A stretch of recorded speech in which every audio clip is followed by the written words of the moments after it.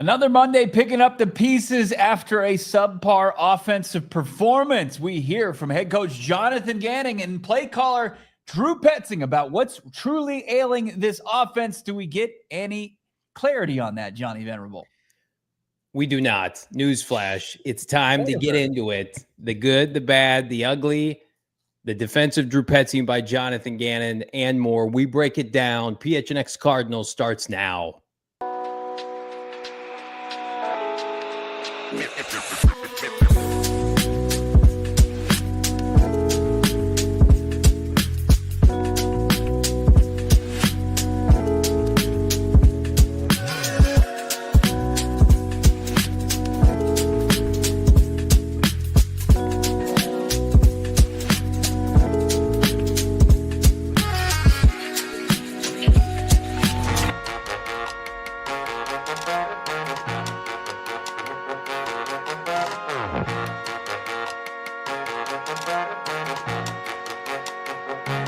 Hey, welcome in. Live from Studio K, presented by our friends at Circle K. It's the PHNX Cardinals podcast, your premier #1 Arizona Cardinal podcast. Kindly like and subscribe. Leave us a 5-star wherever you get your programming. I'm Johnny Venerable, joined as always my co-host in Studio K, Brack. Noah Man behind the mic. Yes, we are #1. We're atop the leaderboard because of all of you. Someplace I'm sure the Cardinals would like to find themselves in every single major offensive statistical category, and yet they find themselves in the basement. Bo, how we living? We're living well, all things considered. Love to get in front of a microphone and camera and talk to all you fine people about this team.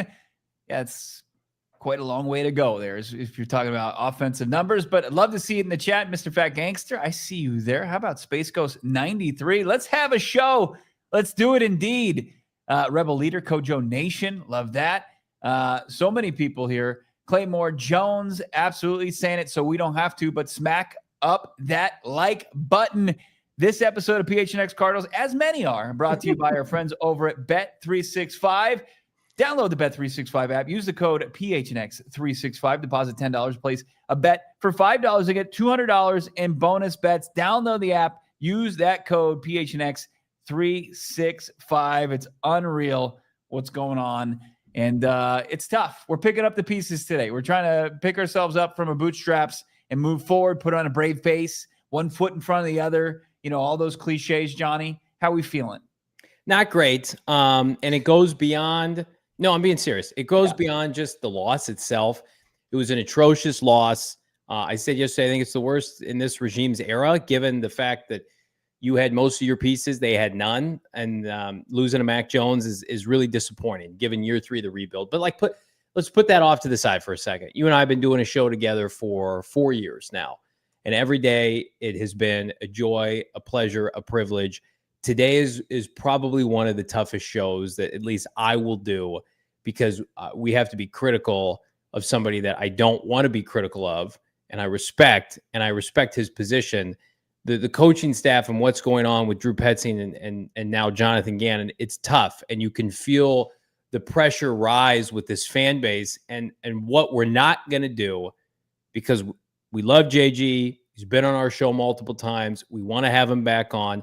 I'm not going to sit here and gloss up numbers and statistics that we all know to be true, because we watch it every Sunday, and say, like, you guys are actually wrong, and this is why. We're not going to do that today, which means that we're going to have tough conversations, because we respect all 200 of you in climbing, because we understand the pulse of this fan base. And right now, this fan base is out for blood. This fan base is pissed off.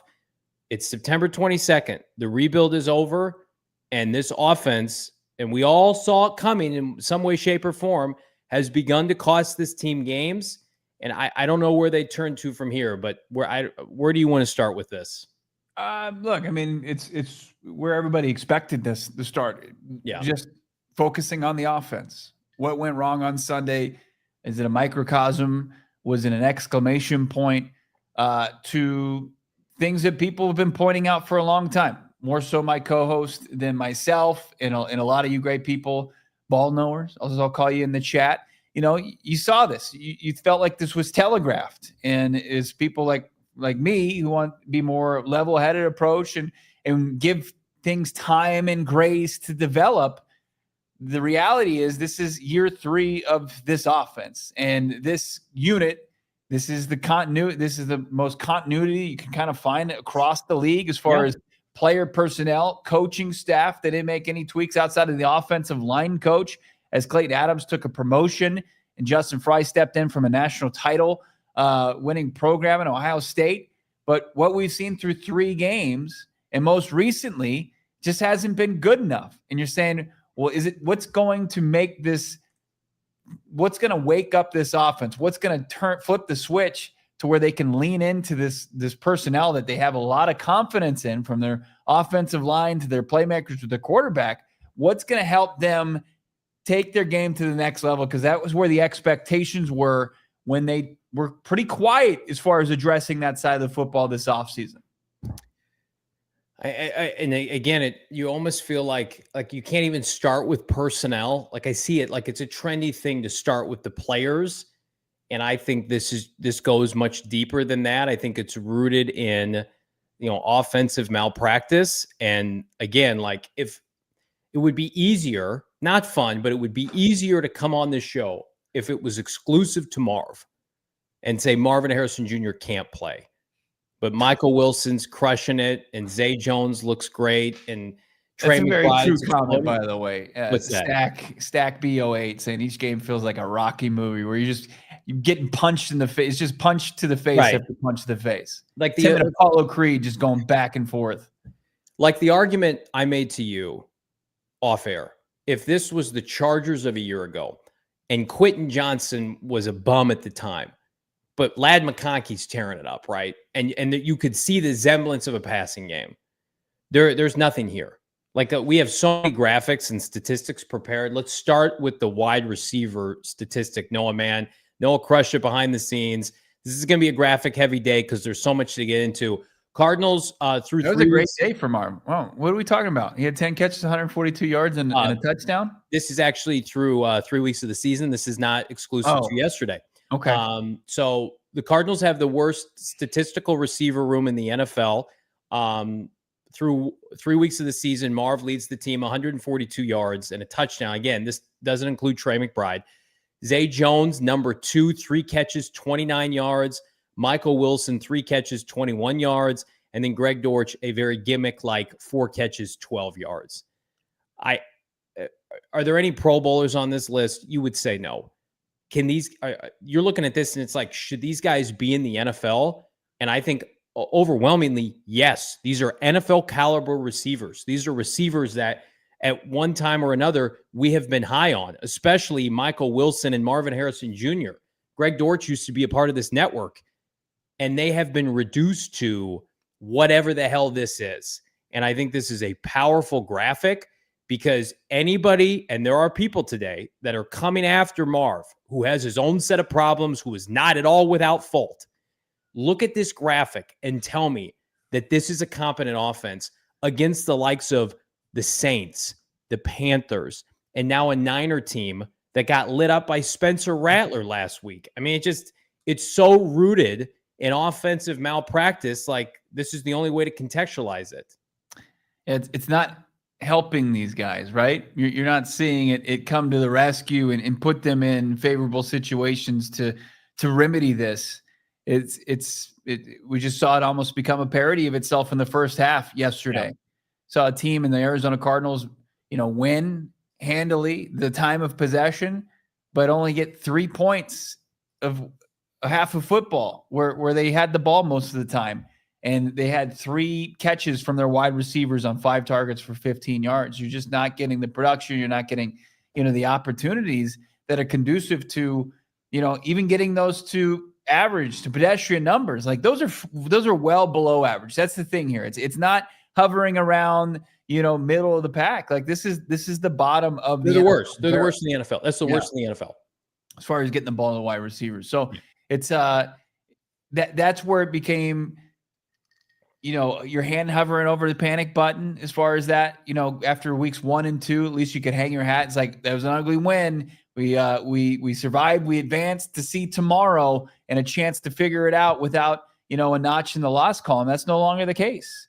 It's no longer the case at all. And it's, Animal TV, it's bottom of the league. And as far as you mentioned, we've seen Michael Wilson produce. We've actually seen Michael Wilson produce in this offense, the only offense he knows at the NFL level. Right. He was in Santa Clara 3 years ago, going for nearly 100 yards and 2 touchdowns. So, in Marvin Harrison Jr., we know what he's capable of. Marv, I know, like, you see Cam Cox posted out there in Twitter yesterday via Lena Washington of 12 News, and they did a great job covering the post-game locker room, and just seeing a broken down, an emotional Marvin Harrison Jr., who I think he's not at a breaking point. I think he's got more resolve than that, resiliency than that, but I think he's incredibly frustrated, as frustrated as you can be, being the caliber of prospect that he was, the caliber of athlete that he is, the time that he puts in the work. He told me this last week at his locker. Said, "Are you okay with the impact that you made? Are you willing to take, the consolations of a 38-yard DPI?" He's like, "No, I prepare week in and week out as much as I possibly can. And like, if I don't see the impact that I hold and the standard that I hold myself to, I'm going to be distraught." And like, we know the last 2 games comes in well below that, especially when you amplify it with a brutal drop like he had in the second half. And then he's in his head. They're all in their head. I mean, like, come on. When Zay Jones and Marv and Michael they're all dropping passes. Who is that a reflection of? I use the comparison, like, when you anybody got kids here, you take your kids out to Target or wherever, Chili's, and it's like your kids are not well behaved, or on the flip side, they're excellent. That's a direct reflection of you. When your players underperform, not as an anomaly, this is a problem dating back to last year. We've got more statistics we're going to get into. It's a reflection of you. I don't care if that's not fair. That's the NFL. That's the beauty. This is a production league. This is a production business. Statistically, dating back to 2024, the Cardinals have one of the worst passing games in the NFL. And now, because Clayton Adams is in Dallas, they can't run the football anymore. So now their entire offense is broken. So I don't care if it's personnel, you made the wrong draft pick, you did this, you did that. I mean, the general manager doesn't think you made the wrong draft pick because he said, take it or leave it. This is what we're rolling with in 2025. He loaded up the defensive coordinator because, I don't know, he earned it because he overachieved last year with a below average personnel unit. And guess what? Cardinals have a top 7 defense in the NFL in points per game because we feel like the defensive coordinator is future head coach in the making. Their offense is worse than last year. Same personnel, same quarterback, same receivers, same offensive line for the most part. Yeah. Everybody should be better. You are worse than when you turned in your pads at the end of January. I mean, this is, again, like I saw glimpses of this at times in the preseason, in joint practice, but I thought I gave them the benefit of the doubt. I gave them the benefit of the doubt to the Saints game. You cannot defend that performance yesterday. And there were times Bo and I were sitting together watching the game. One of Kyler's like scampers, like it didn't even look like the Niners were into it defensively. Remember you said that? Right. They're not even into this. They gave him like 2 to 3 extra yards, and Kyler was almost felt like he was surprised at it in the moment. He's like, "Oh, I'm going to just take these 2-3 yards and to get the first down." And you couldn't take advantage of that. Robert Saleh took Drew Petzing to the cleaners yesterday. And we're sitting here, and I think the most disheartening thing as a fan of this franchise, covering this team every single day, in the hierarchy of coaches now in the NFC West. Yeah. We just lost to Shanahan. We have not beaten the Seahawks in over 3 years. Mike McDonald has that team completely rolling. 3 years since we've been. It's been it's forever. Just like, how do you stack up this coaching staff now offensively in the hierarchy of the NFC West? It will cost you your job. Right. And you're going to hear comments from Drew Petzing, Cardinals offensive coordinator, and Jonathan Gannon, and that's coming up here shortly on the show. But, I see a lot on the Twitter streets. We're out there. And, whether it's underneath, press clips from, the today or yesterday stats we drop, and people have their take, and it's welcome here, like debate, like we love it. But as far as, saying, hey, it's an execution problem. It's the drops that was the issue. If they, catch the football, it's a moot point. Cardinals get out of there with a win. Like that's fine. I can believe you with that. But as far as where I saw the biggest issues yesterday was in the first half of that game. Tell people about that. The first half continued in and took down the players' ability in the second half to where it kind of took them out of the game, where there were no balls. Like I said, 3 catches for 15 yards in the first half to the wide receivers. And then what we see in the second half, we saw some wide receivers get some opportunities, not be able to come down with the football. Marv twice, Zay Jones, which would have been the game-sealing catch. And then you had a back, and Amari DeMercado, who dropped pretty much a sure touchdown. And the second half, like things were better in the second half. They still weren't where they need to be. Like second half of football, what did they get? They got 10 points, right? Offensively. And then they got 2 points from the safety. So they scored, they had 2 scoring drives offensively. And that compared to 1 scoring drive. Yeah, sure, it looks better, but it's not up to the standard where it should be. Can I just say this too? And you're not saying this, I'll say this. The notion of execution. Well, how many times have we heard this from people? And you hear this all the time when you watch football, every walk of life. It's like, well, the coaches can't make the play. They can only put them in position. That's such a loser mentality. Why are all the great teams always great? Because they know what buttons to press for their players. Right. Come on.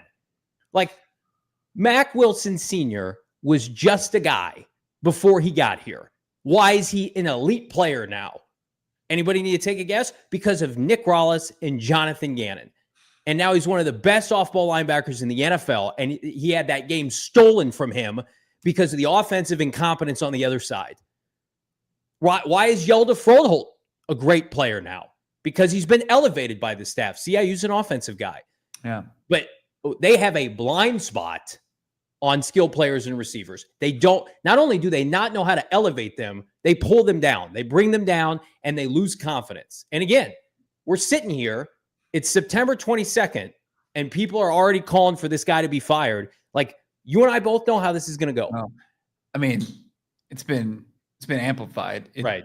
It's the numbers are increasing as far as the part of the fan base that wants that, because there was calling for Drew's job back in January. Right. And, I pushed back on that, and obviously there was an incredible amount of conviction from the organization. We wanted to believe the coach. They believe in Drew Petzing. I know that's weird to hear on this day where people are furious. They've seen enough, but the organization still has a ton of belief in Drew Petzing to get the job done. He's got to prove them right. He's got to find some way to prove them right, and it's gonna have to take the ability to critically look at where they're falling short and where they can create opportunities for these playmakers to make enough noise necessary to get bigger chunks of yardage and to score more points, because it just hasn't been there the first 3 games of this season, and it's parlayed from how they finished last season outside of the finale where it was 2 teams not playing for anything. I got bad news. You play the Seahawks on Thursday, and this is not a get-right game for the offense. I am so disappointed, not only with the production or lack thereof, but now with the response after the fact. And I hold JG in immense regard, and I believe in his vision, and I respect that he is defending his offensive coordinator. But this is the NFC West, my man. This is a division. Let's just go through it real quick. The Niners, after last year, said they fired yet another defensive coordinator, and they brought back Robert Saleh, and it saved their season. Single-handedly. They'd be 0-3 without Robert Saleh. Shanahan got that done. What did the Seahawks do? The Seahawks, who swept your ass last year and won 10 games, fired their offensive coordinator and shipped out their quarterback and brought in another one because they were so upset with their production last year. Right. Could you imagine if the Cardinals won 10 games last year? They would have thrown great. And then the LA Rams are the ultimate aggressor. They traded away Cooper Kupp, or they cut him, and they signed Devontae Adams. They're not making coaching changes because, I don't know, they're in the playoffs every year. They said they looked at the product. They looked at Matthew Stafford. They looked at Puka. They looked at Kupp. They looked at Kyron Williams, and they just didn't just settle. They said, We can get better. Here's an opportunity. We can go get Devontae Adams. We can add him and look what it's done for him. I mean, it's made a guy with the arm talent of Matthew Stafford who looked like he was gonna need like I don't know, crutches to get out there each and every week. Look just as good as he's ever looked. I mean, I know they choked that game away, and thank God, because then the deficit isn't as large as it potentially could be. You would have 2 3-0 teams. But does anybody think the Cardinals are in the Rams class right now? You have to be outside your mind to think the Cardinals could hang offensively with the Rams. It's like they're playing a different sport. Right. Watch that game. The Cardinals are in the class offensively as the 2 teams they played week 1 and week 2. The Panthers and the Saints. Those are the teams that they're in the ballpark of. Yeah. Look at the statistics. It's like Cardinals, Giants, Jets, and everything's fine. Yeah. I mean, you guys are going to come at me and say, look at these Giants players. Look at how well they're doing. All right. We got more heat. We're going to hear from JG Petzing plus some more statistics. Get your barf bags ready. Hit that like button. Become a supporter. It's PHNX. We already got so many new supporters. I'm so flippin' fired up. I love all of you. I love everybody that came out to Gila yesterday, Gila River Resorts and Casinos at Wild Horse Pass. We had a great time, albeit in a losing factor with our friends at Gila. And again, if you're in the area, whether it's one of their many locations, 4 locations, including Wild Horse Pass, experience the best the Valley has to offer. Lounge at either the AAA 4 Diamond Resort or let relaxation take charge with unbeatable desert mountain views. Go big or go home a winner with upscale to approachable, casual to classy, from bar to bar none. Our selection of dining options is always in a good taste. You do you. Gila River Resorts and Casinos.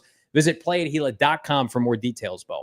Still need to rep your Cardinals. You can still go get that incredible gear with our friends over at Rally House. Of course, shop the most outrageous selection of local Arizona team gear at Rally House. I was checking out, and they're already loaded up on all the rivalries gears, from hoodies to jackets to, of course, the jerseys that you all covet.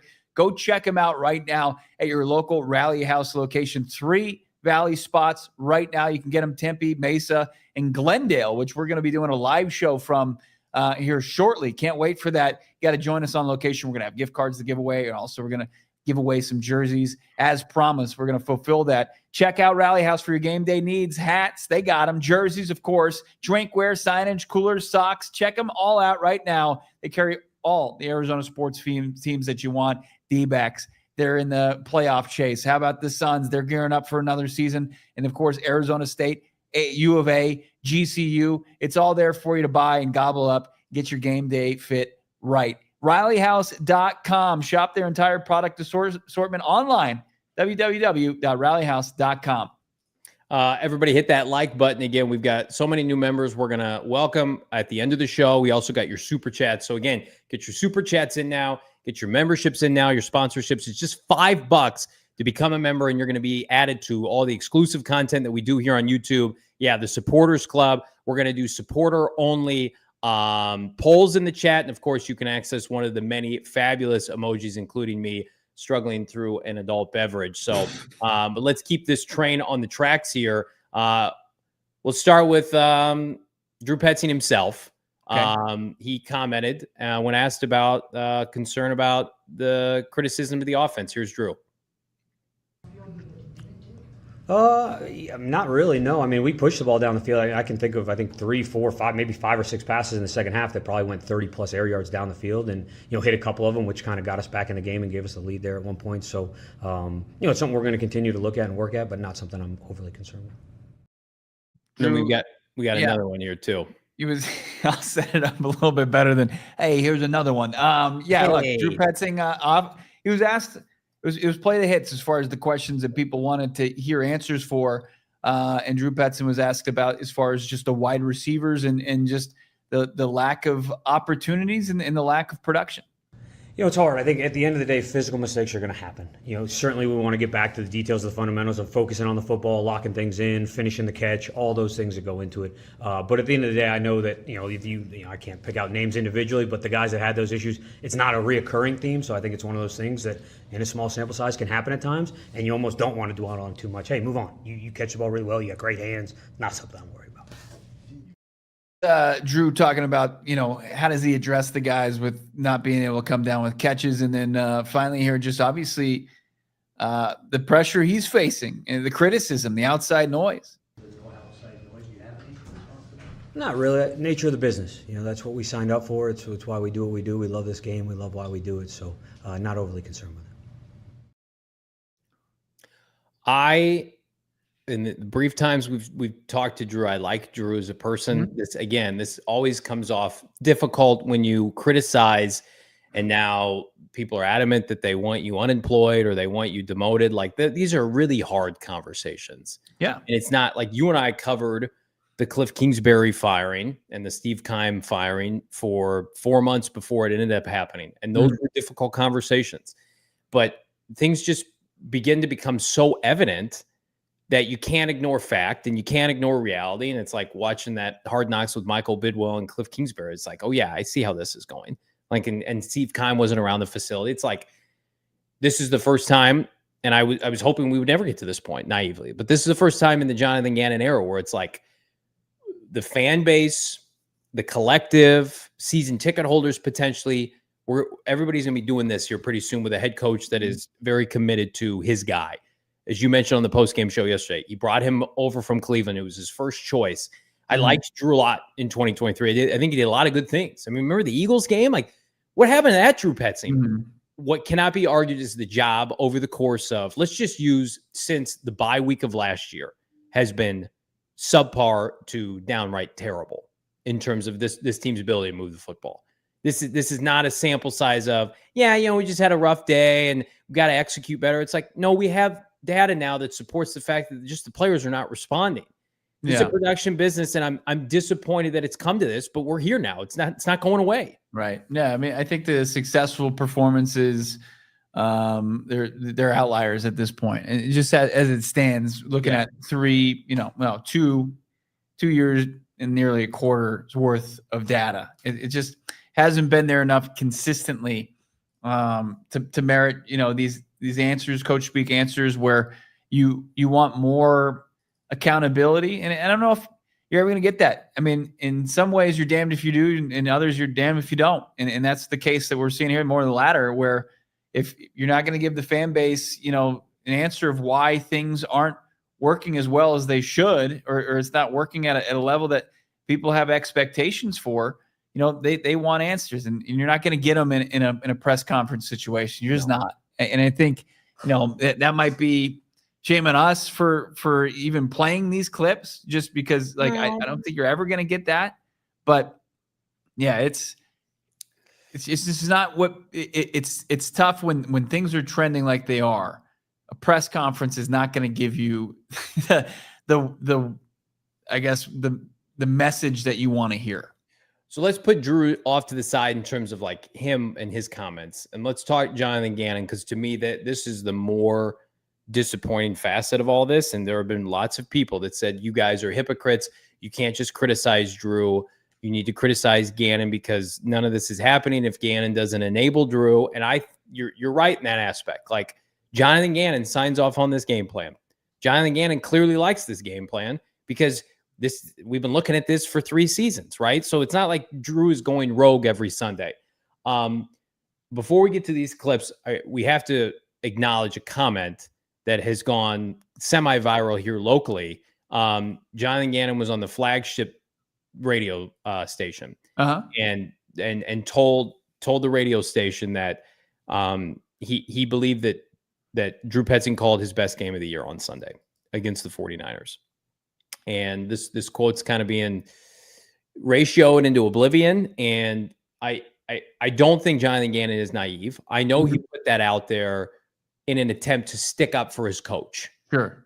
But as a result of doing that, I think what also ends up happening is you might do more harm than good as it relates to questioning the fan base's ability to understand what they're looking at and watching and consuming with their eyes every Sunday. Like, that comment is disingenuous to a fan base that is clearly not happy with the product that is causing this team now to lose games. Yeah.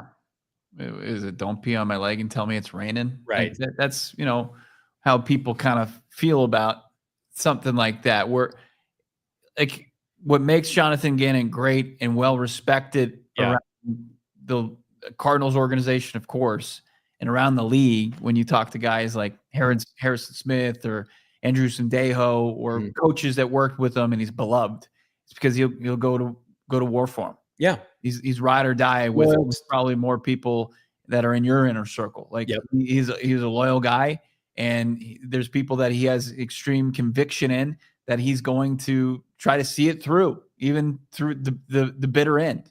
And, you know, him sticking up for his guy, like, I'm not going to fault him for that. But in this situation, like, I think there was maybe a different way to say it. Like, you didn't have to go like the complete over hyperbolic. It was actually, not only was it not bad, it was probably his best. Like, I don't think you're going to be able to spin anybody to really feel that way. Even if that is a belief within the coaching staff.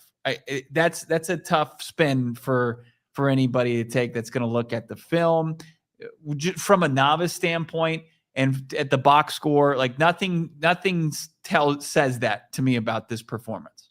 Yeah, it almost, you know, you're putting that out there to ignite a reaction. Like I think, and that was well said, Bo. Like I feel like there are certain traits we can love about JG, but also like acknowledging whether or not this is a blind spot right now, or they're in a position where like you have to have the pulse of a fan base that has not won consistently since 2021. Right. You only get, this is a cruel business, and you only get so much grace and a leash, especially as a defensive head coach. You cannot have a blind spot to offensive production. Right. Like Cliff Kingsbury is going to get another job at some point. He's an offensive guy. He won 11 games. He went to the playoffs. Like it ended poorly, but like you see Raheem Morris right now, who granted he's on his second job. It's like they're firing people in Atlanta because they know it's 1-2. They got to get their act together offensively. Like I think maybe it just shows you that they don't have a sense of urgency right now because Michael Bidwell and Monty Ossenford are not ensuring that they need one, right? They're more focused on the day-to-day. And in some ways I respect that. I don't want Michael Bidwell meddling. I think that's bad for business, but I also think to look at the numbers and to be naive to the numbers, like we're not going to do that. The numbers are terrible. They're historically bad and they're not getting better. And to sit here and say and suggest that the run game is the reason why the passing game isn't working. Guys, they were 7th in the NFL in rushing last year, and they had an atrocious downfield passing attack. Like it's an offense that's rooted in fundamental offensive malpractice. Like it's just not any good. There's no other way to spin it. You can't compliment it. There's nothing here that I can say they do really well in this aspect. No. Nothing. I think it goes too against the grain, right? It's too like what people are watching with their eyes and what they're consuming, and then what they're looking at the next day in the stats. It's not matching, and then it's just like it's kind of like the Baron Browning thing from last year. Yeah, and people would be like, "Look at Baron Browning's so good. Look at it. Look at the pressures he's getting." But he wasn't getting quarterbacks on the ground, right? Yeah. And it's like, oh, you had all these near, like you're creating pressure. You had all these near sacks, but at the end of the day, you didn't get them. And people are like, no, Baron Browning's a great player. Finally, now, Baron Browning, first sack of the season for the Arizona Cardinals defense. Second week, guy's making a pick. He's all over the field. You know, like surface level stats are there. Next level analytics are there. Stuff to back up. Baron Browning, good player. You need a payoff. Like offensively, they need a payoff. If you like, that's where the confidence is that JG has for Drew Petzing.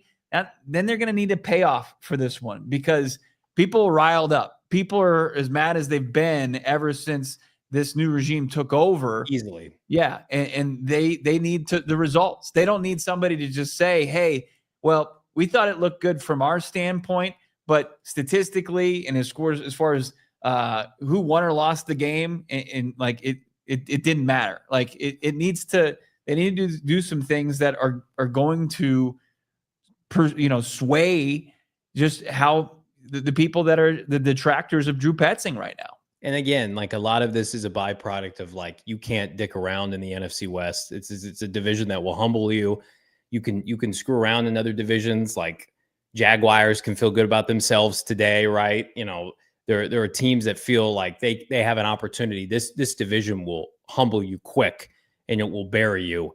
And what the Cardinals are bringing to the table offensively on Sunday is a 4th place finish in the NFC West. Yeah. There's no other way to spin it. And I'm going to tell you right now, as well as this defense is playing, this is not sustainable 17 games to rely on your defense like this either. It happens to the Cleveland Browns, ironically, where Drew Petzing came from, where their offense always stinks and they have a great defense until the end of the year when everybody waves the white flag. Is that what you want to mirror? That's what it, in my opinion, like we're trending toward right now.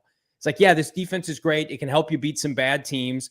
And then the offense is so, I'm going to use the word dysfunctional because it is, and so watered down to the point where, like, if these defensive players, it's like, we got to play a perfect game. We got to pitch a perfect game out there. The defense has scored 2 consecutive weeks. They were unbelievable. Yes, it's one of the best defensive performances of recent memory. Didn't matter. Wasted. I mean, they wasted that effort yesterday in a divisional game on the road. You make the play.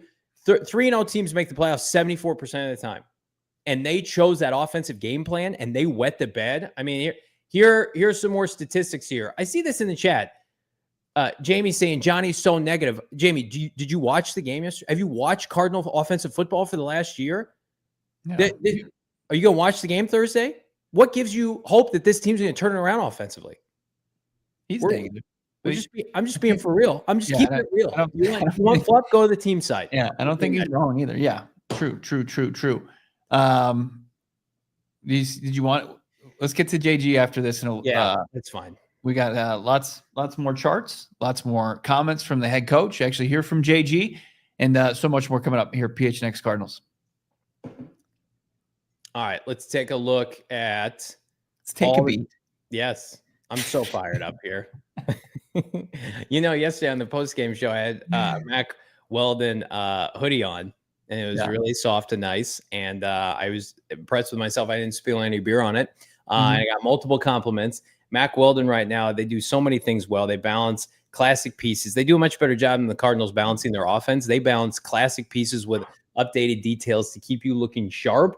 Nothing flashy, just classic, always in style, and made from the world's most comfortable performance materials. Mack Weldon clothes are designed to fit your style and the demands of modern life. And they look and feel like regular clothes because they are, but they've got that elite modern comfort. Right now, you can hook yourself up with the bonus code PHNX. You're going to get 25% off an order of $125 or more.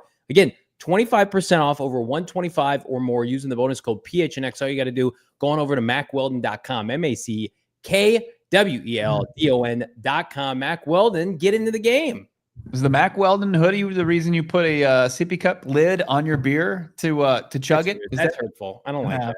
That was some shade. That was me throwing some shade. How about some all-pro shade concepts level shade? That's elite level stuff. True. Sure, the temperatures are coming down, but not down enough to where you can actually go spend some quality patio time. Why not get to patio time right now with all-pro shade concepts? You can drop it 20 degrees on your patio. Sure, it's clutch in the summer months, but it's clutch all year round. It's going to keep the sun out of your eyes, and it's going to look great. Those custom fit awnings, hundreds of designs, colors to choose from, match any home. Can work with your HOA for those approvals. HOA is pesky, and they know how to deal with them. They know exactly what they're saying over there. Motorized, retract, remote control, LED lighting that light up your patio and awning. Check them out right now. BBB A+ rated, 1,000 5-star reviews on Google, voted #1 ranking Arizona. #1. Is that good? Seems like it. Licensed, bonded, insured. Give them a call right now. 623-204-1476. That's 623-204-1476. And, of course, visit them online, allproshadeconcepts.com, to schedule your free estimate today. From patios to patty cake with this Cardinal offense here, let's take a look. Drew Petzing, problems part 2. We're doing this is a weekly thing here. So back in jail? You're back in jail. Prison time. Football offensive prison. Let's get the walkie-talkie in jail. That seems like that's it's I've never seen that before. Arizona Cardinals thus far, a user or a fan of this program pointed this out yesterday on the postgame show. Unbelievable get that, and now everybody is stealing in this market because of course they are. The Cardinals have not had a 300-yard game in 2025. They're 22nd in total yards per game this season. They have 300-yard game as far as total offense, not 300-yard passing. Yeah, did I say pass? I'm sorry. They don't have 300 yards of offense this year. No. and they played the Saints and they played the Panthers. In any single performance, not overall. They're all You're confusing bad. everyone. Bad. 22nd in total yards per game in 2025. They've only scored 5 offensive touchdowns through 3 games this year. Is that good? Nope. And then 18 points per game. This is the most damning one. I went back and charted this last night because I'm a sicko. The Cardinals are 2-9 in their last 11 games against teams with a winning record, and they're only scoring 18 points per game in that span. They've lost 5 in a row. In those 5 losses, the defense has given up 19 points per game. Get them out of here. That is atrocious. You've lost 5 straight games to winning teams, and your defense is giving up less than 20 points. You stink at your job. That's terrible. That is off. That will get you fired. Who are you beating like that? That's not a winning formula. All your good players are on offense. You got a first rounder at left tackle, a first round receiver, and you got a Pro Bowl tight end, and you got a first round quarterback. Took backs and receivers in the top 100. Signed Jonah Williams. Doesn't matter. Can't straight to jail. Can't score 20 points. Yeah. What's the most they've scored? So they've 5-game losing streak. They lost to the Niners this weekend, and the Vikings, they scored 22 points. And they kicked a bunch of field goals that day. That red zone performance against the Vikings last year in Minnesota was atrocious. It was awful. Yeah. Do we like losing? Do people like losing? This podcast is here for realism, accountability. I am tired of watching this team lose to good football teams. Jonathan Gannon said we're a good football team, you have to beat good football teams for that to happen. What did JG say? Was there in attendance at his press conference early or in Tempe? Let's start with him talking about the run game.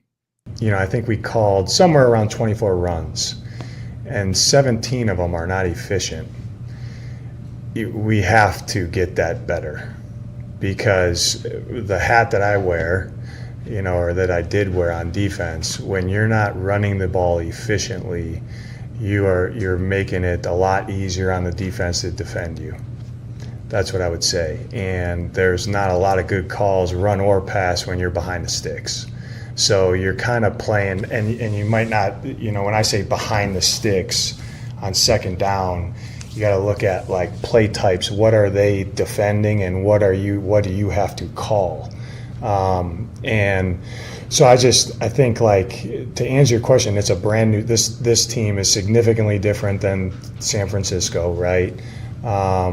So we're going to have a different plan for it, a different plan to attack Seattle than we did San Francisco. With saying that, our fundamentals and our techniques have to show up a little bit better. They got to improve from this last week, what we did, and we got to realize why runs aren't being efficient and how everybody fits into that. So I think if we just control that, we'll put them in the right spots. That's our job. But then let's control the technique part of it and make some hay. I mean, I don't disagree as far as the run game needs to get back on track. Like, statistically, it's like middle of the pack. It hasn't been anywhere close to, the bulldozing run game that they had, the bully in the run game that they've had the last 2 seasons.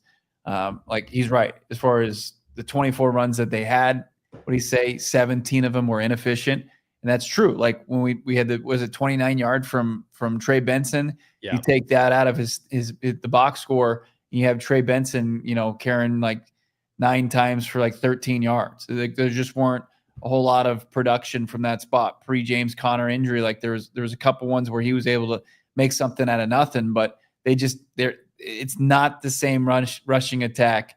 And I think Gannon understands that it's something that needs to change. It has to get better. I think we have enough of a sample size now to say that the run game may have left with Clayton Adams. I don't think that's still early. I think it's still early. Okay.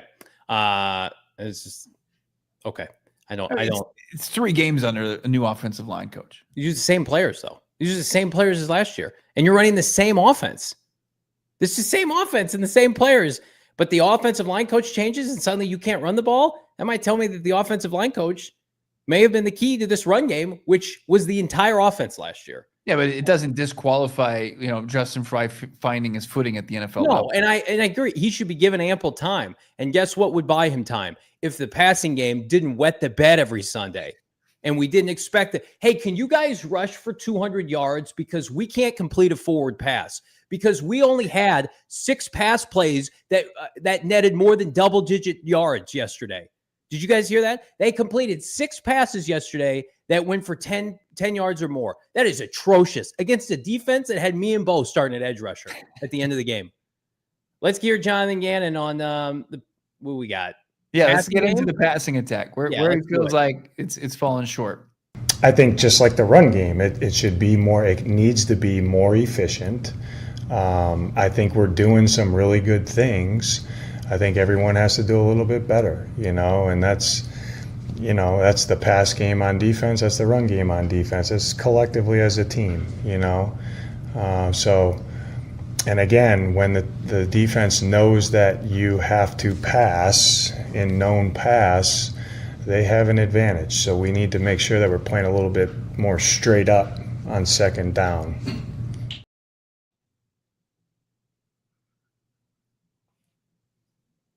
It's more to your point from earlier, right? Where don't love that bite. Right. The run game was there last year where the pass game was still bad, absent. Right. So to think that, hey, if we just get the run game, it would help.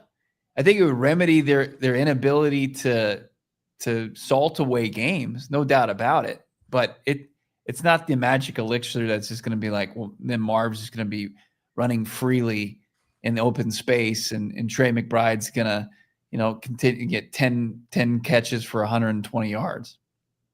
Last year, they would run for like 200 yards in games, and they would throw for like 100 yards. It's not like this is the key. This is the missing key. I mean, if they could have run the ball yesterday, they probably win. So like, sure, you're probably 3-0, but like it's Mac Jones. It's Nick Bosa tore his ACL. The Niners had no players. Yeah, in those no doubt about it passing situations, Mac Jones like Thursday night, they were able to find open receivers or make plays in the passing game. You beat Eberflus his corpse last year, and you beat the high school Jets coaching staff at State Farm Stadium. And then after the bye, it was like Mike McDonald 0 for 2, Kevin O'Connell, Sean McVay in LA, but then you got Josh Dobbs in week 18, and it's like, look, guys, everything's fine. It's not fine. You have never been able to consistently throw the football downfield in the Drew Petzing tenure. The closest thing was in week 2 last year because of Marv and broken plays, and Miami, which I don't know who the hell knows what happened there. And then 2 years ago in Philadelphia. That's what I thought we were getting. You can't sit there and talk about the run game fixing this. You have a ceiling with that. And that was always my point coming in this year. And I thought they were going to be able to run the ball. They can't do that now. Right. Does anybody think they're going to run the ball effectively Thursday night against Byron Murphy II and Leonard Williams? Does anybody think that that's going to happen? So then what's your game plan then? If Isaiah Adams gets destroyed like he got it destroyed against Derrick Brown a week ago against Carolina, and you can't run the ball, like, are we going to use that as an excuse? No. Great staffs offensively adapt. This staff offensively cannot adapt, at least with their offensive play caller. And now it is having a mental breakdown on their players. Their players are breaking down. We have 2 Marvin Harrison 100-yard games, and we have 2 Marvin Harrison mental breakdowns at his locker in the past calendar year. One last year after the Charger game, and then yesterday he broke down. And I feel terrible. I feel terrible for the player. That's what we're known for now. Look, you got the team coming in that said we're focused on Trey McBride. Like, right. our focus as a defense isn't the 4th overall pick, 6'4", 220-pound playmaker. They're not concerned about him. Yeah. You have to get Marv involved going forward, not just Thursday night, but just going forward for the well-being of your offense. Yeah, and mental breakdown. Emotionally, he broke down because he cares and he wants it to work, and you want it for him. And we have a trickle-down effect with his offense. And again, like, I believe that Drew Petzing is smart. I'm sure he impresses everybody.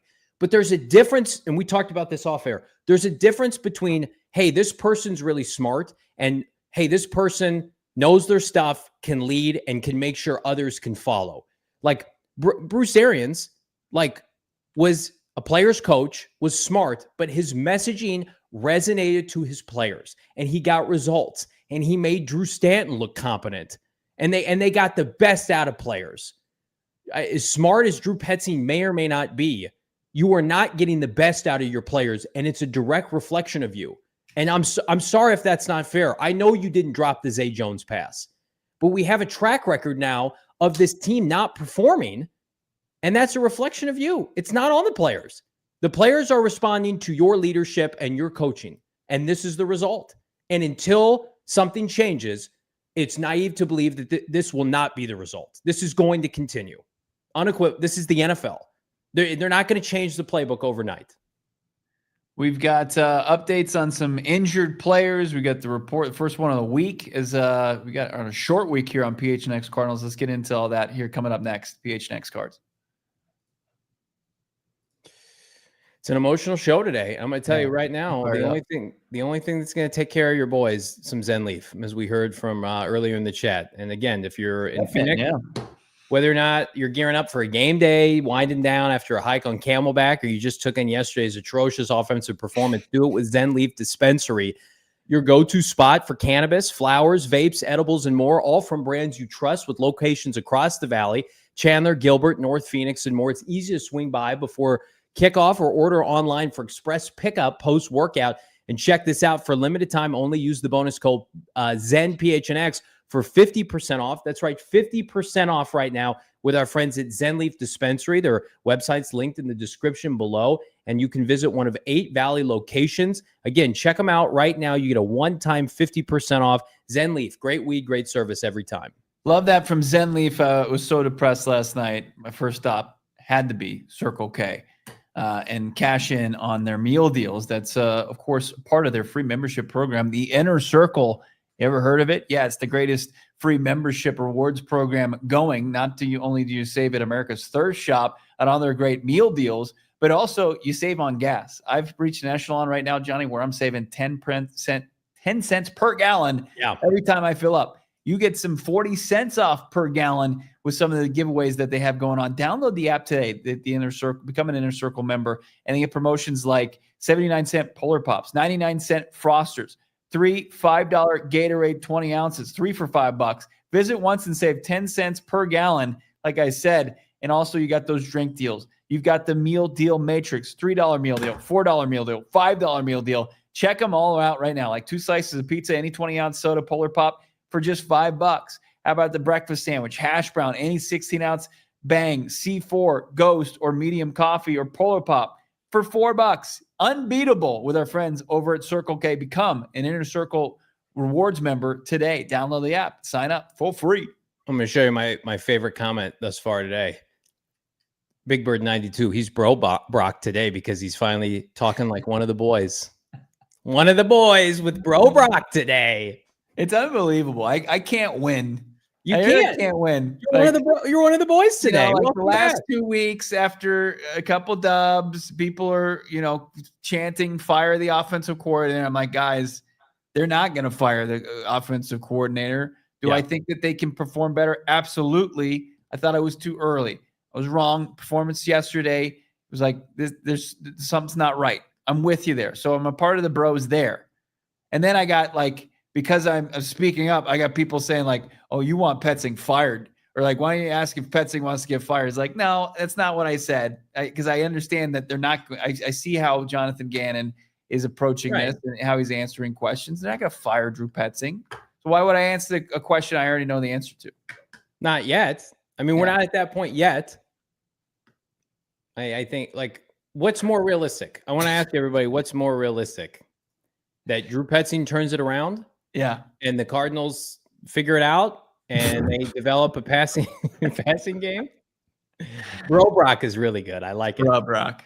Bruh. Or history suggests that when you have an offensive coordinator with trends like this, that it eventually, data and history suggests that eventually it leads to a parting of ways. And my argument has been consistent with this, that like, if you're going to make a move, you're Jonathan Gannon, like, let's think this out. Let's project. Let's assume the Cardinals cannot figure it out. SAG saying 10-7. 7-10. Yeah, 7-10. Excuse me. And they do not make the postseason, and they fire Drew Petzing in January. Then what comes in January? Guys, give my guy a break. What comes in January? That's so bad. It's funny. January, it's like, okay, they're going to hire a new coordinator for Kyler Murray to learn from in a critical year. Jonathan Gannon's on the hot seat, win or go home, which is the NFL.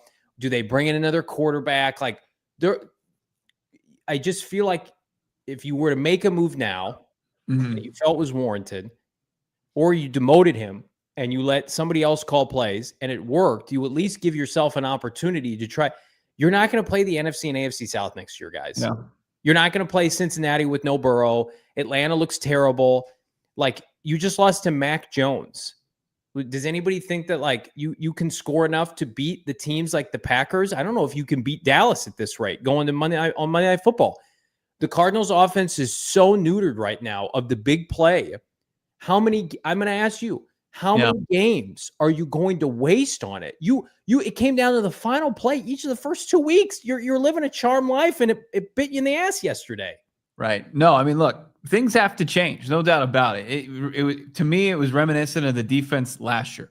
At this point, it's almost like they mirror each other. We were on air, and you were freaking out about the defense. How are they going to create pressure? They can't stop a cold. They can't do this. They can't do that. And you look at it like statistically, like they were right where the offense is right now, but in the major statistical defensive categories. What are you saying for? No, that's exactly where they were. But I understand where you're going to push back. You say, well, there was a confidence in Nick Rallis to figure it out and get back on track. But I mean, it is. The personnel was atrocious last year. The personnel defensively was terrible.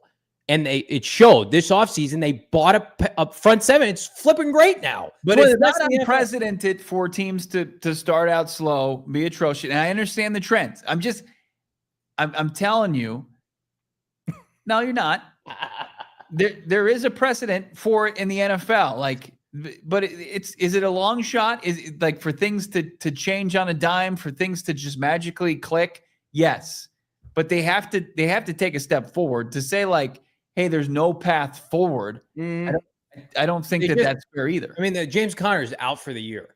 James Conner has been. But you took a running back in the third round. I agree. I'm with you. James Conner has been Drew Petzing's, and this is not a slight, like his biggest crutch, like his biggest go-to. The offense is run through James Conner almost to a fault at times. And it's easy to see that over that he's coordinated now, Bo. 37 games. I understand. I know this is not a sample size of like, hey, maybe if like he's not been good at his job for the large majority of 37 games. They've performed as a bottom tier unit, throwing the football for 37 games. But again, year one, everybody got a pass. Bad roster, quarterbacks out. Yeah. Hey, sorry. I didn't mean to bring up any reason to be optimistic. Let's just, it's burned to the ground. It's ashes. We're just trying to pick up the pieces here. I'm going to say something, but first we're going to go into OT. We're going into overtime. No shots and explosives. There we go. I forgot my role there. First of all, I appreciate that. Yeah. And I'm sorry if I'm a little bit emotional today. Yeah. But I'm a little bit dead inside because when you've you're having a come to football Jesus moment over the last 24 hours, and we're excited about your journey to get to this point. Some of us have been living in this hellscape for the better part of 2 months. Okay, I'm sorry. Like, and even I was incorrect too, guys. I went to training camp with this guy, and I watched them force feed the ball to Marv, and I'm like, okay, like at least Marv will get his fair share. And they opened up that game yesterday. What did they do? They didn't have a catch or a target to a wide receiver until how long? It's like a third series. Yeah. It's like, what? Tip Ryman got the first catch. And then I think Trey got one, and I think Tip got another one. Like Kyler almost threw a pick, trying to like thread two defenders for Tip I Ryman. blacked out. I don't remember that. I blacked out. We got more gross charts. Let's see them. I know you want to get to that injury report. We're going to get to it real quick. Before we do that, though, let's check out second straight week the Cardinals have the worst usage of wide receivers in the NFL. Slightly below the poverty Steelers with an old Aaron Rodgers, and then the Minnesota Vikings, who started Carson Wentz, the Jets, who have Tyrod Taylor at quarterback, and then the Eagles, who are an anomaly, and when they want to throw, they can. Cardinals have the worst passing game in the NFL, so that's great. And then Bo tweeted this out, which is really good. Offensive ranks, Bo, through 3 games. Talk us through it, my guy. Yeah. 23rd in points per game, 17.7 yards per game, 25th at 276.3 yards per play, 24th, that's 4.8 pass yards per game, 28th at 165 per game, rush yards per game, 16th at 111.3.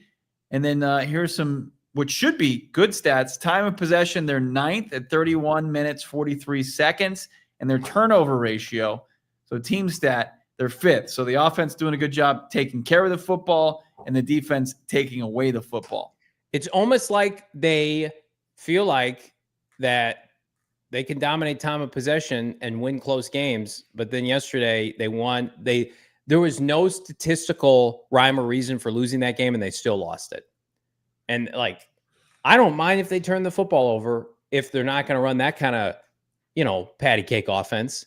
And we made that comment. Stafford threw a pick yesterday. It was bad, but he was trying to make a big play. And then he came back and he threw a touchdown. Mac Jones threw a pick. Didn't cost him the game. No. Wow. This defense is good enough to overcome turnovers. He was given it, multiple opportunities. Right. Well, because the Cardinals are so inept offensively. And then here are 2 QB charts. We don't have much time to talk about K1 today. I thought he played well.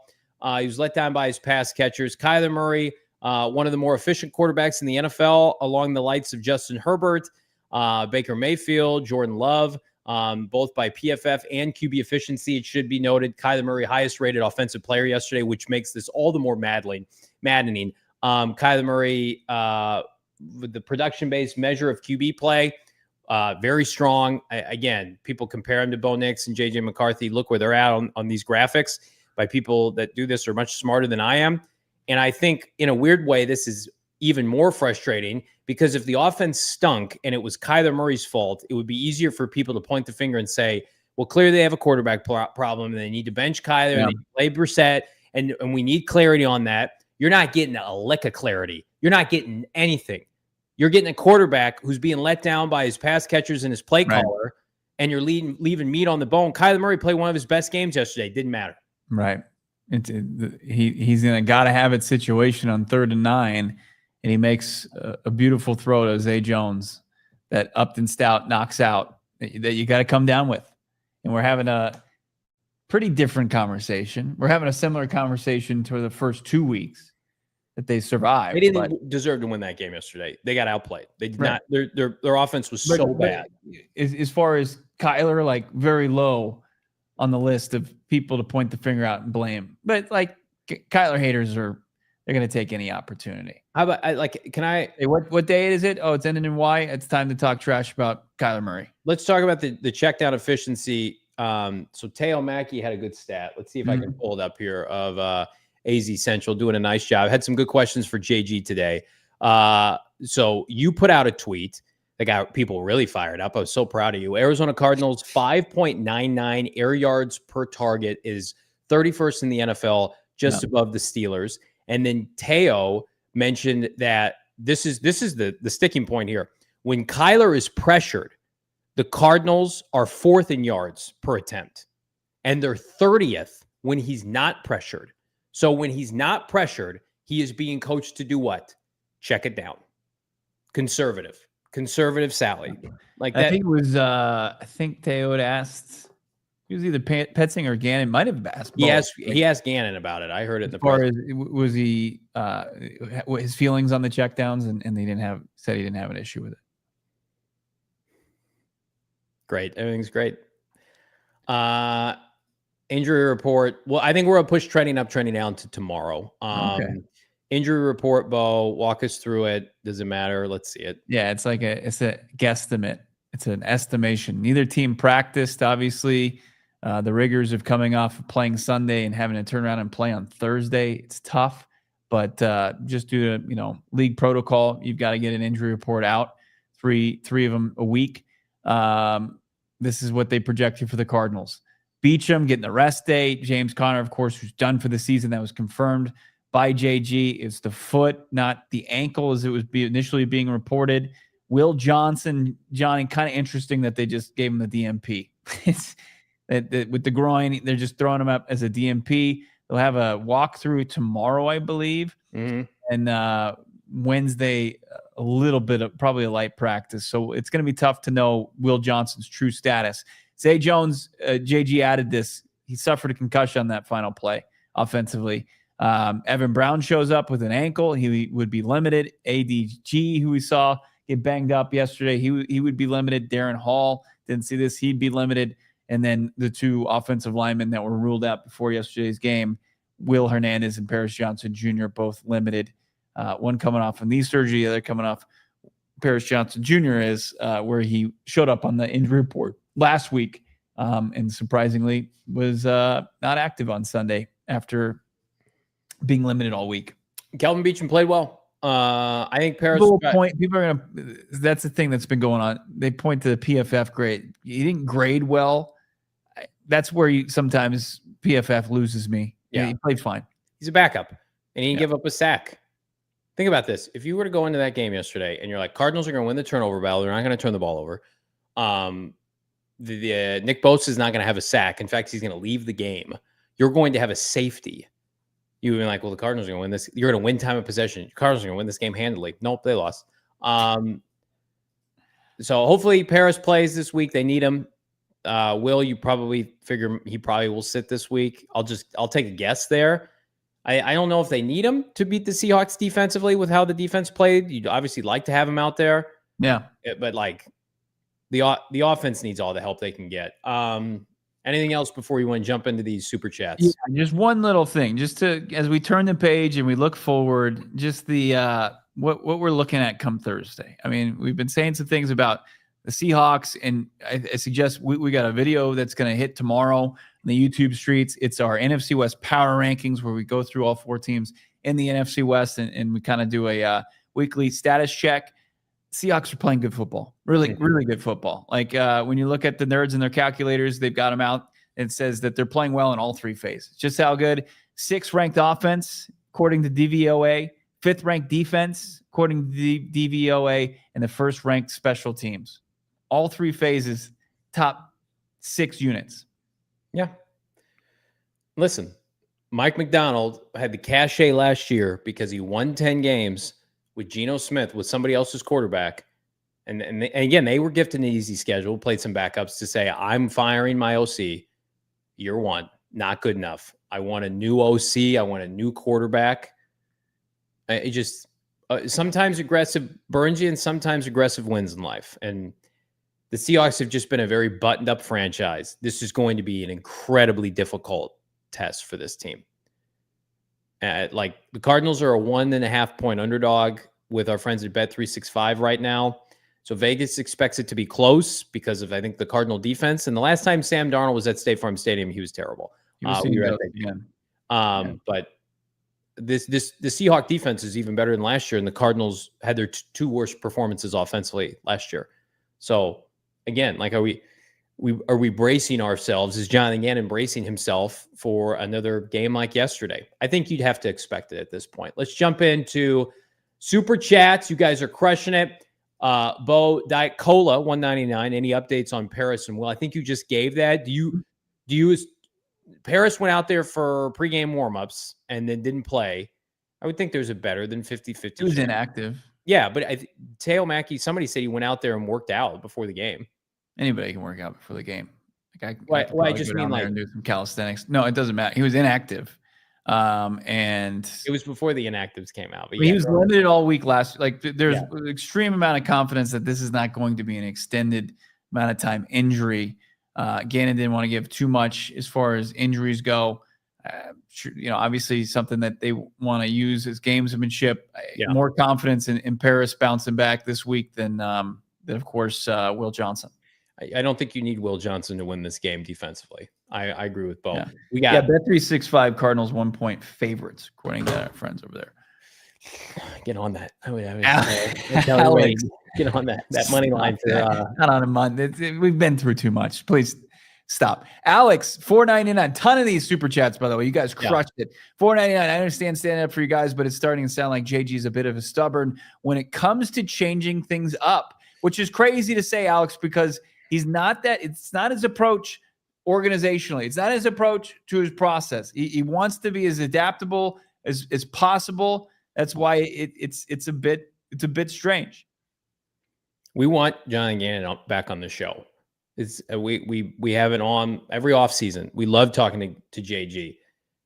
This is a critical time because of his loyalty to a guy who's not, by all accounts, is not performing with his unit. We're in this is a tough spot. Goes to Pat Tilley. Appreciate you so much. $53. Unbelievable. Happy birthday to me. Algorithm introduced this back in December 2023. Those were lean years. Amazed that there's a community of Cards fans. Lonely in New Jersey since the 70s. Best gift. Bo's conversion to fire Petzing. Keep up the effing amazing job. Well, first of all, Bo is critical of Drew Petzing. He didn't ask for him to be fired. But we appreciate you regardless. Goes to Pat Tilley. We love having you a part of this community. Thank you so much for the generous super chat and happy birthday, my guy. Yeah. Good job, Algorithm. And also good job you on another year. And just wishing you all the best on your B-Day. Awesome stuff. Love chatting with you each and every day that you're here. Keeping it going here in the super chats. What do we got, Noah, man? The ghost of one-legged Mac Jones. Yeah, I'm seeing ghosts after yesterday. Is Kyler the next Baker Daniel Jones? I would hate to see Kyler balling out on another team with a competent OC. Me too. I think there's a stronger case to be made that would happen, especially given the fact that we've seen Daniel Jones and these other quarterbacks who were below Kyler's level have success. I mean, Daniel Jones is on pace to have more career postseason appearances than Kyler Murray if he makes the playoffs this year. So, Kyler Murray's not a perfect player, but look around the NFL. Like, you're not doing better than Kyler Murray. Yeah. But you can find a really good coordinator. You can. Yeah. Kyler Plummer tapping in for $5. Kyler Plummer problem is P-brain arouse defenses to dictate, Kyler Plummer's words, not mine, to dictate what he can do rather than being creative OC and get Marv the damn ball early and often. P-brain. The offense is just a brutal watch to begin games. And we have no confidence that they're going to come away with points. It's like you watch Ben Johnson scripted plays. He's fantastic. It's a very difficult watch. And then to be dominating that game on time of possession and be down at halftime 6-3, that was atrocious. Absolutely atrocious. That first half, I feel bad for anybody who watched that game in person as a Cardinal fan. That was absolutely brutal. That was Mike McCoy-esque. Our guy, go ahead. Blue Anaki. Yeah, Blue Anaki. Is there any pressure on Drew from JG and Monty behind the scenes? There always could be, because it doesn't look like it on game day. Not only are they misusing the talent on offense, they're failing Rallis in the defense, and it's sad. I think that is the biggest thing, that latter part. Cardinal fans are like, we have the talent, the defense is ready to contend, and you're blowing it for us. As much as Gannon is defending Drew Petzing, I'm sure that people are getting ripped behind the scenes. Yeah. Let's rip through these. Let's keep it going. How about Jesus? Love that. Best thing to come out on Sunday is Johnny Sipperable. Cheers, Johnny. Cheers. If anybody watched it, I labored through 12 ounces of a Michelob Ultra, and it was the highlight of my day because the Cardinals made Johnny Sipperable. Who came up with that, Jim? Somebody on the post-game show, somebody elite. AZ Kraken, 1999. Thank you for the support on that level, AZ Kraken. The tweet Johnny made yesterday after Marv dropped that pass had me dying. Yeah, it was a dead skeleton. Also, do you think Will Hernandez takes the starting job over Isaiah Adams when he's healthy, worried about the run game without Connor? I think that as much as I would like Isaiah Adams to develop, I think we're probably about a month away from that being a reality if this continues. I think you would look at a change like that maybe after Tennessee, Indianapolis, if they continue to struggle. Yeah. Look, I mean, that would also include a lot of tough performances and potentially more losses along the way. I don't want to think about that future right now. But look, AZ Kraken, you looking forward. We appreciate that. How about C. Manuch? C. Manich, $4.99. Here's the thing. If it wasn't the play calling, who's being held accountable then? It can't be everything's fine, yet bottom 5 offense through 3 weeks. You can't cut all the players. You can't bench all the players. It's, again, my biggest argument. If this was a Marv exclusive problem, we would spend an hour every day on what's wrong with Marv. Marv's a bust. Neighbors over Marv. Undunze over Marv. It's an everybody problem. Yeah. Which I think should give you hope that Marv is not an outlier and rather he's part of a broken cog right now. Yeah. That's how I'm choosing to look at. Michael Wilson can play football. He's a good football player. He's not 3 for 21 over 3 games. Get the hell out of here with that. Is embarrassing. You should be embarrassed with that stat line. Bees, $2. Losing James hurt my Cardinal soul yesterday. Sad. Frowny face emoji. Bees, we're with you. Yep. Heart and soul of the Cardinals offense right there. Leader on and off the field. You just hate to see him go down in just such a horrific fashion. JG said it was a foot, an ankle surgery nonetheless, and season-ending surgery. So wishing the best to James Conner. Obviously a warrior out there, a dog. He's going to be a guy that's going to attack rehab and get back. It's rapid fire. Kyler Plummer, $2 at this point, giving me Byron Leftwich. Give me Byron Leftwich at OC. Or, I mean, it's you're being lumped in with the Leftwiches, the Mike McCoys. I mean, it's tough. I mean, the last 2 guys that have success here are both offensive head coaches and Cliff Kingsbury and Bruce Arians.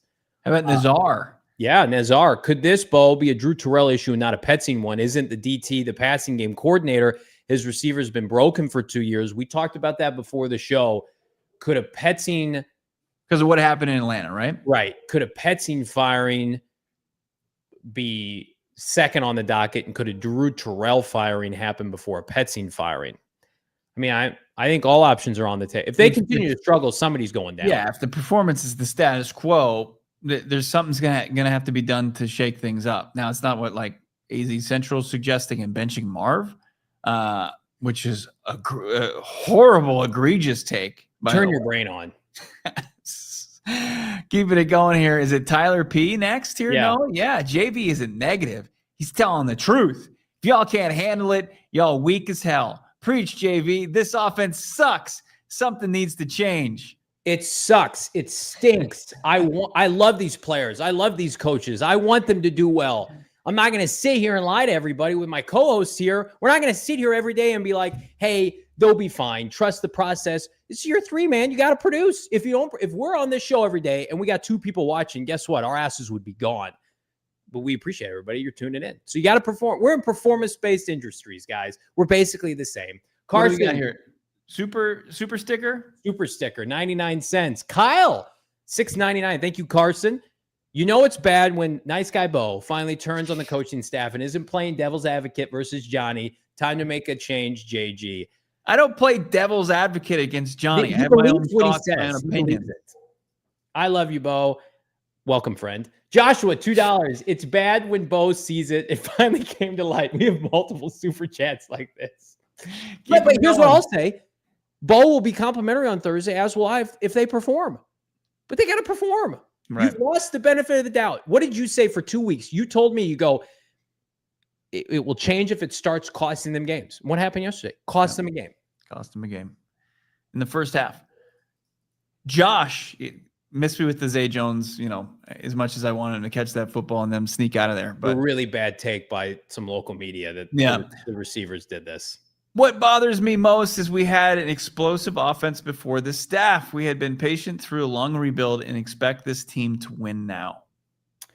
Yeah, I think Cliff had some good qualities, but was gifted poor personnel. Hey, go throw to 5'7", 5'8", 5'9" wide receivers.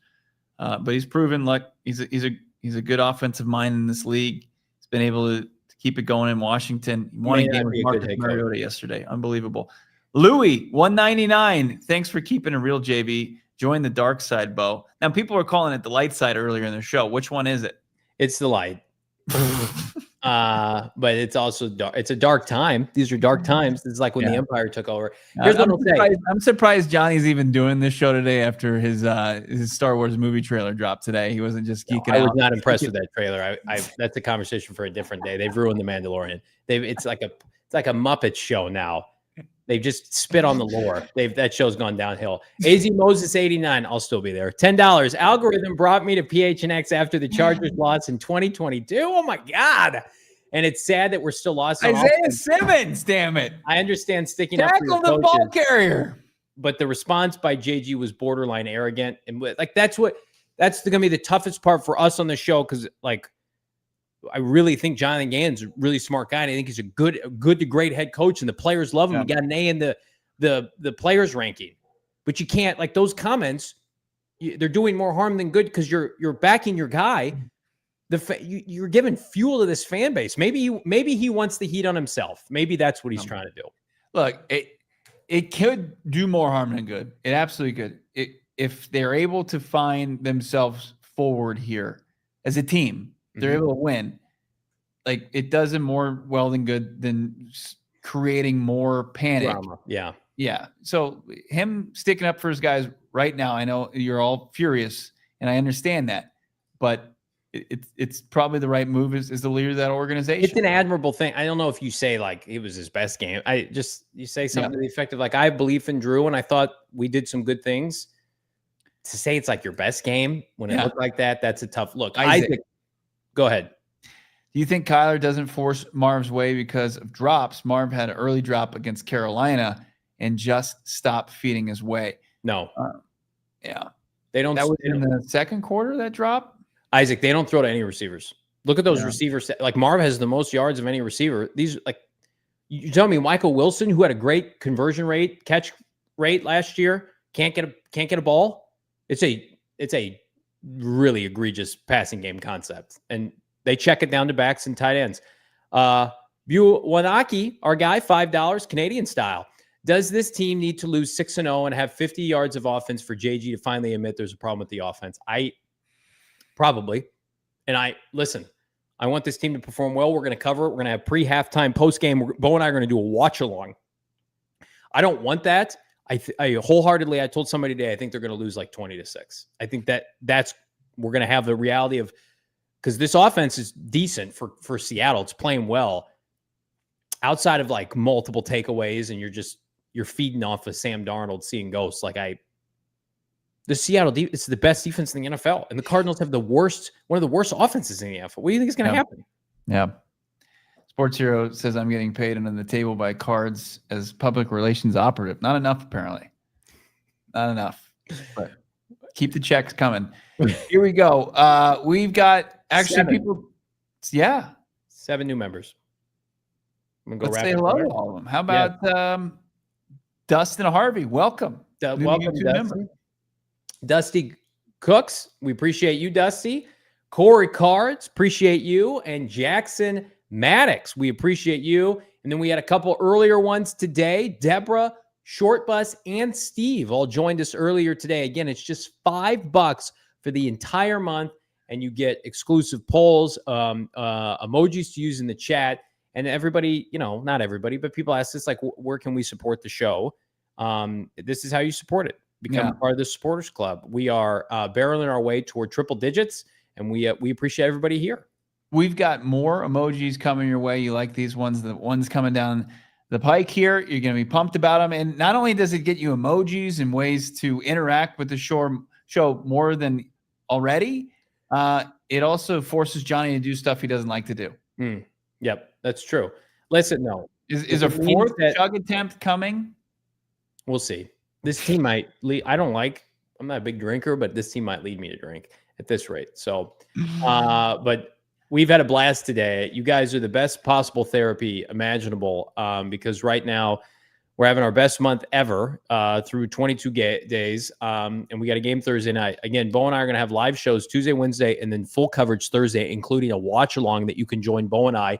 And then, of course, Wednesday, We're going to have the man himself, the Hall of Famer, Kurt Warner, is going to join us for the second time. He's going to break down everything. We're going to have all the stats. We're going to have all the metrics and the analytics. And we're going to take Kurt Warner and we're going to go to the workshop, or we're going to go to the whiteboard, and we're going to go through this entire offense with the Cardinal great, Bo. It's not some guy who played JV football that has a Twitter account and access to the All-22 saying, look at the film. Yeah. It's the Hall of Fame quarterback, Kurt Warner. He's going to tell you something you haven't heard before. He's going to give you insight that you can't find anywhere else. Yep. This is going to be the definitive place to find insight on what's going wrong with this offense, because Kurt Warner is going to shoot you straight. He's going to tell you something you didn't know. Cannot wait for that. That is going to be so clutch. Yeah. The eve before Thursday Night Football. But yeah, it just starting right now. I mean, it's next emoji needs to be Bo burping JV after that shot. AZ Moses with the $2 super chat. That's hurtful. Yeah. But that's going down Wednesday. We've got great content. Hit the YouTube page tomorrow. As I said, Johnny and I cut a NFC West power rankings. We did. Not good for your Redbirds. Not good. But it's also not chalk. It's not, hey, look at the standings. Here are our power rankings. We give you reasons why we chose who we did. And then also Wednesday, talking to a guy who covers the Seahawks. Can't wait to get some insight from him. That's going to be hitting the YouTube streets as well. Make sure you're subscribed, set up for alerts, and you're locked in with PHNX Sports here in PHNX Cardinals. Hit that like. Get us to 500 likes here on a Football Loser Monday. Subscribe to PHNX Sports. We are barreling our way toward 50K. We just crossed 44,100. Get us to 50K. If you haven't already, we ask respectfully, please hit that subscribe, hit that like button for Great burners. Do whatever it takes. Do it, please. We are back on a Football Tuesday. We appreciate everybody. Take care. See you then. We all silly like the mayor.